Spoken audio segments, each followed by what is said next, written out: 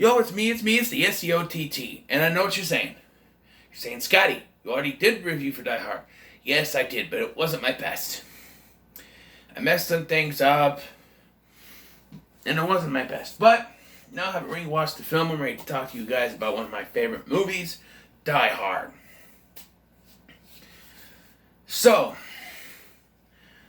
the history with this is that this is actually a sequel. Well, the book it's based on is a sequel to another book that was made into a film starring Frank Sinatra. And when this movie was being made, they actually asked Frank Sinatra if he wanted to reprise his role. He said no. And so, which would have been weird seeing as a 70-year-old Frank Sinatra inside of a building, which it would have been different, but then they changed it, rewrote some stuff, and we got Bruce Willis, who at the time was just a sitcom star. He was in Moonlighting, the show Moonlighting, and he wasn't doing much. And they wanted someone like Arnold Schwarzenegger or something with McTiernan would work with in Commando that very same year. But Bruce Willis got the part. And for this part, it works. You don't want some big muscle-bound guy coming in there. John McClane is the everyman. Bruce Willis at the time was the everyman. You want some big hulking guy playing an everyman, a guy stuck in this situation, a normal guy who's a cop who's just going to visit his wife around Christmas time, stuck in this. Do you want some big hulking guy like Arnold Schwarzenegger to be barreling through? Or do you want someone vulnerable? You want Arnold Schwarzenegger playing someone vulnerable like that? No, it doesn't work like that. Someone like Bruce Willis does work. And it works great with this film. He's this guy, he's on his own. He's got no one to help him except for Al Powell, played by Reginald VelJohnson, who for some reason keeps getting hired to play cops. But, who knows? And he's on the outside. And so, but you got these terrorists, who are not really terrorists, but sort of, which is led by Hans Gruber, played by the late, great Alan Rickman. I almost said Howard for some reason. Alan Rickman, who is fantastic in this film. One of the greatest movie villains, and I'm working on a top 10 greatest movie villains list.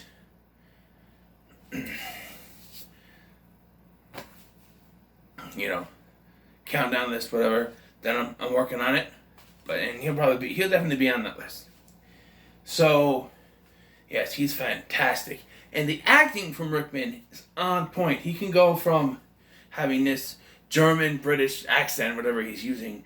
And when he gets caught by McClane, he immediately switches to an American accent.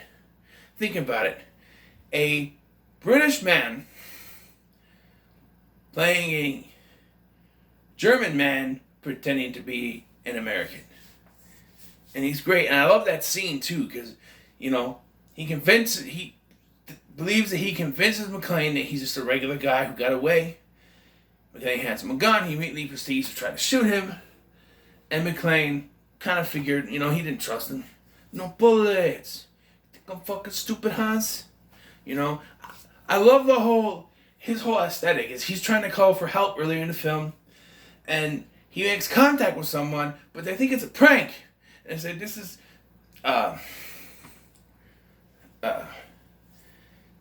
for emergencies only. And he yells out, "No fucking shit, lady. Does it sound like I'm ordering a pizza?" You know, just, you know, thing. And Al shows up.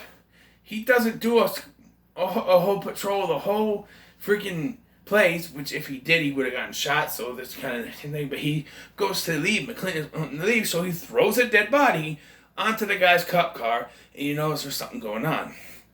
You get the great Paul Gleason showing up to play a sort of dick character, but we also have William Atherton in this film, Walter Peck from Ghostbusters, and this guy is great at playing an antagonist. He's not a villain. Son of a bitch. He's not the villain. Hans is the villain. He's just an antagonist. You know, he's this journalist who wants a story and will go to any limit.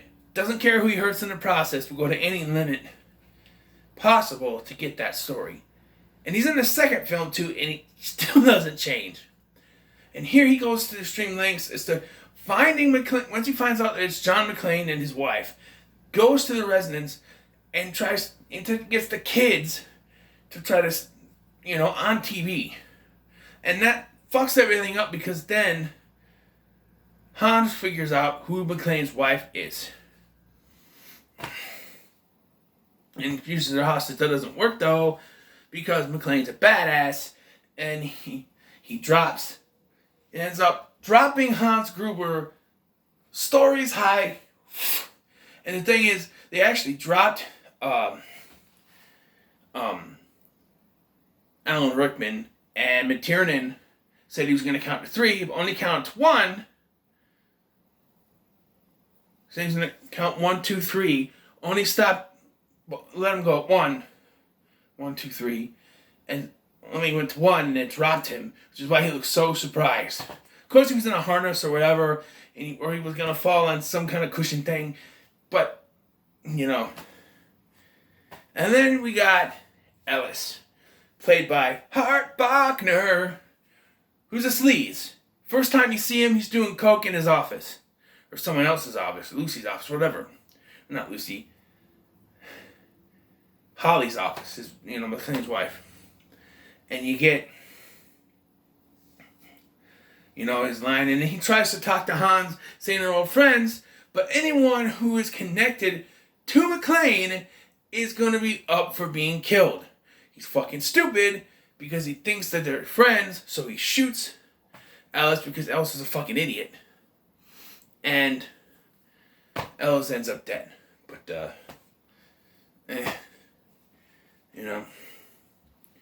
And you have probably one of my favorite scenes in the film where after McClane kills the first German guy, he decides to put a Santa Claus hat on him, send him on the elevator, and it says, "Now I have a machine gun, ho, ho, ho."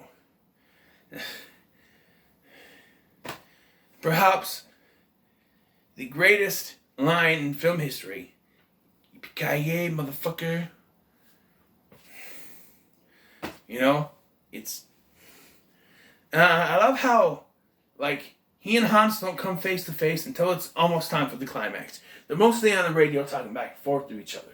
And speaking of which, him and Powell talking back and forth to each other on the radio, he kind of gets a friend out of it. And there's this scene where he's kind of making jokes about, he has a desk job now. And then he tells him that what happened. He accidentally shot a 13-year-old kid. And then he instantly feels like an asshole. But, he didn't know. Powell says the same thing. And he says he hasn't been able to draw his gun since, which is going to play a part in the film. So you get the end, and they don't even say anything to each other. They just see each other, and they know that it's them.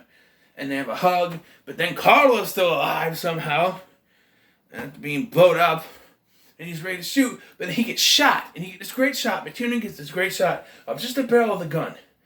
And whoever is shooting it is out of focus, and all of a sudden it starts to focus in, and you see that it's Powell. And you see he finally got the courage to pull out his gun. It's great. And then we end with Frank Sinatra, who ended up in this film anyway, because he's singing "Let It Snow, Let It Snow, Let It Snow." Argyle. Let's talk about Argyle. He's the limo driver that brings McClane to the plaza, right? And he stays in the parking garage. He even helps out a little bit towards the end of the climax of the film. And then he busts out and he drives them out. So he's there. And it turns out that these guys aren't really terrorists. They're just there to get a whole bunch of stuff with a lot of money. So, yeah, it's about money. Guys, Die Hard is one of, if not the greatest action film ever made. It's got a great director, it's got great actors, it's got great explosions and effects, a great villain, great hero. It's a great film. This goes without saying, but Die Hard gets a 10 out of 10 from me. So what are your thoughts on Die Hard? Let me know in the comments below. Make sure to like, share, and subscribe. Yes, I will be doing all the Die Hard films. Trying to do some of them this weekend. I don't know if I'll get to all of them, but some of them. I've seen all of them. I've seen Live Free or Die Hard a few times. I've seen 2, 3, and 5 once. But I know that at least 2 of them are alright. Until then, I'm going to make sure to like, share, and subscribe. Thanks for watching. I've been Scotty, and I'm going to end this the only way I can think of. Yippee-ki-yay, Mr. Falcon.